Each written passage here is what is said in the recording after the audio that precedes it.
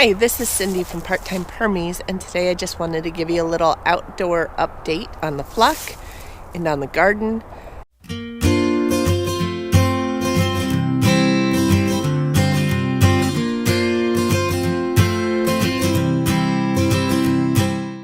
Show you the first flock.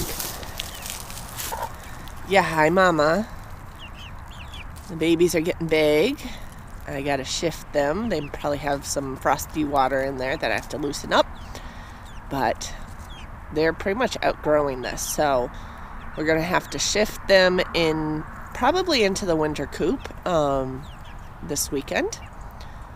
So that's gonna be one thing on the to-do list. They're just waiting for food. I'll come back to them. But somebody else is waiting for me. This is Gus. Gus and his silkies want me to open their door and let them out. A little frosty, not too bad, but definitely a little muddy. That's what happens with geese. Just bring all the dirt right into the pool. But we still have our pools going. Haven't had any problems. Gus, did you want out? You're so nervous about people. 3 of the 4 silkies. 1 mama's still broody. Here you go, Gus. Are you gonna walk past me? No, you want me to move away from the door. Gus. Come on, Gus. I'm not that scary. Yeah. Gus still doesn't want me anywhere near him. Except he'll follow me along the fence line if he thinks I might have food. So I'm the treat monster. They have a nice big pile of leaves here against their run. Helps block the wind a little bit, but I was thinking about planting some stuff in there in the spring. Specifically for the chickens. Like some greens and maybe some herbs. Apparently some of these leaves are tasty. On to the main flock. Okay, with the change in battery, we're still having issues. Just to let you know. So, I never did return that other battery. But this thing is seriously draining the battery. So I'm turning it off during the day. I'll probably call Parmac either today or Monday and see if they have questions. Now, we're not actually leaning on anything metal in where this is set up. A few leaves might be against the first powered line. The bottom 2 lines on this fence are not powered. I did that on purpose because it does sag. And guess who's waiting to come out?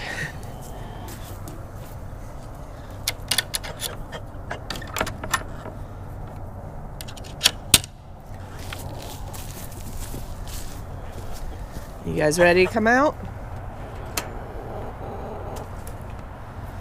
Come on. You can come out. What, you're nervous about it? It's kind of chilly out here. Everyone's standing there. Silly birds. You guys want some treats? That's what you're waiting for?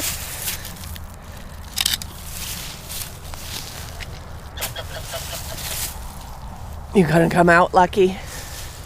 Maybe, maybe not. Oh, yeah.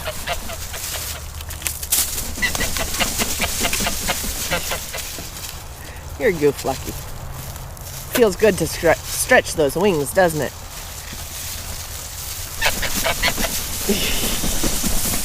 Dude, you're scaring all the chickens away. Your wingspan's huge. It's almost as big as mine.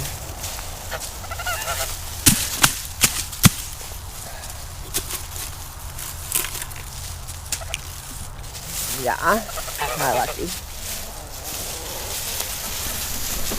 Feel better now? Yeah. Should we crack your ice? Okay. Okay, so I have a frosty but slightly cleaner pool over here. Somehow we got a bottle cap. How Lucky finds these things, I don't know. But everything is a toy. And everything that's a toy goes into the pool. Everything's a pool toy. Okay. Little dirty, not as bad as the other one. I'm not going to freshen the water right now because the hoses are going to be probably a little frozen. Have them disconnected from the spigots so that that's not an issue. But if you want to see what we still have in the garden, I'll show you. Again, a little frosty. So hugelkultur bed.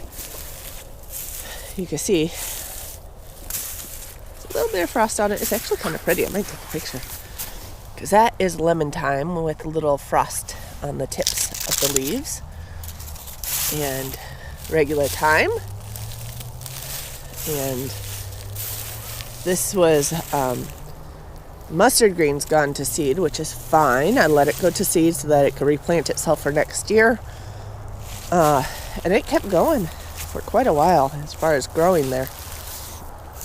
We have some catnip. And over here, oh, looky here. It's frozen right now, but it'll melt back up and keep going. That's pak choy. So it's still, you can see the frost is like seriously frozen, but the frost doesn't burn the leaves so much on these hardy plants. So once that melts up in the day, because we're supposed to get into the 40s, once that melts up, it'll be just fine again. Oh, one thing I did want to mention is this has kept growing through 15-degree nights. So don't tell me you can't, well, it wasn't really growing, but it wasn't dying. But don't tell me you can't grow things in the winter in Michigan. That had no protection on it other than being on the side of the hugelkultur bed. The hugelkultur might produce a little heat for it. Hi, Lucky. You hanging out with me? You just gonna follow me around? The little Roo has found something good, some extra pasta. Yeah. Hi, Lucky. You coming to say hi? Yeah. You're funny. You always look sideways at me. You're waiting for me to give you something green, I bet. Yeah, that's a little bit of pasta too. So over here, we have our hoop garden. I usually have bricks all the way down around this.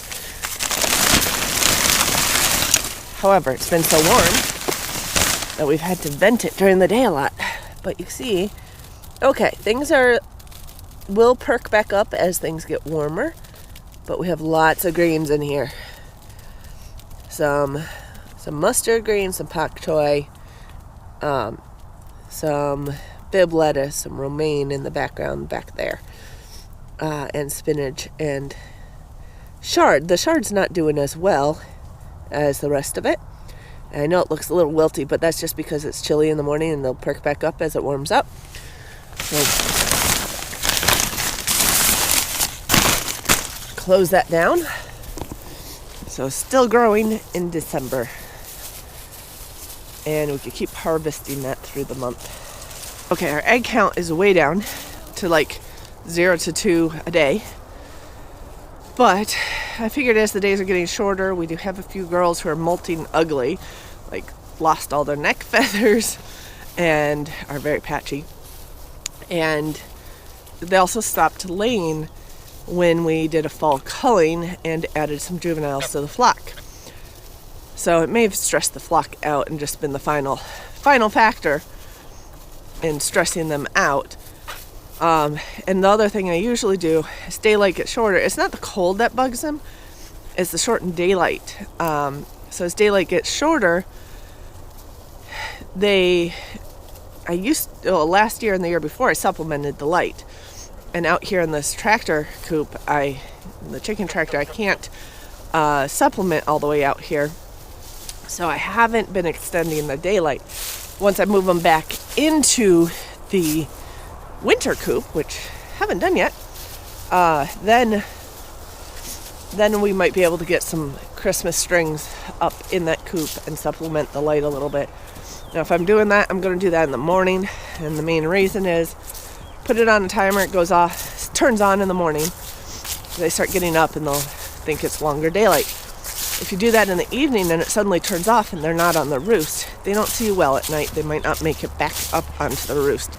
So I don't like doing that in the evening. I pretty much do that in the morning. But little ones need to be moved. So we'll grab a bucket of food for them.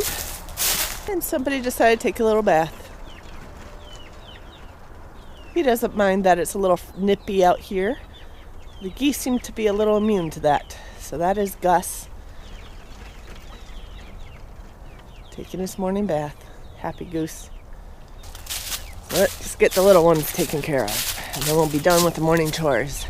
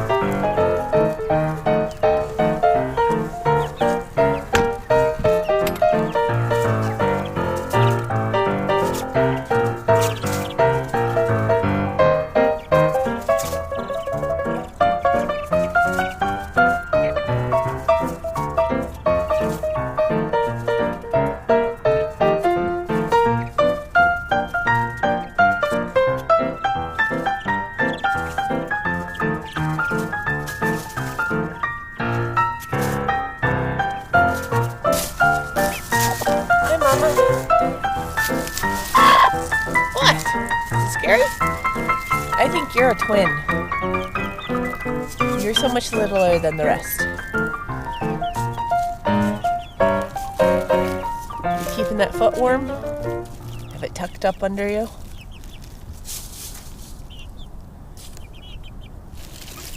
Yeah, just a little chilly. Not too bad though. The sun's coming up. Everybody's taken care of, enjoying their compost, their scraps, their food, their pools. And we still have things growing in our garden on December 1st. So, I hope you enjoyed the show. We'll get some more cooking videos up here in the next few days. Please like, subscribe, and comment below, and we'll see you with the next video. Have a good weekend.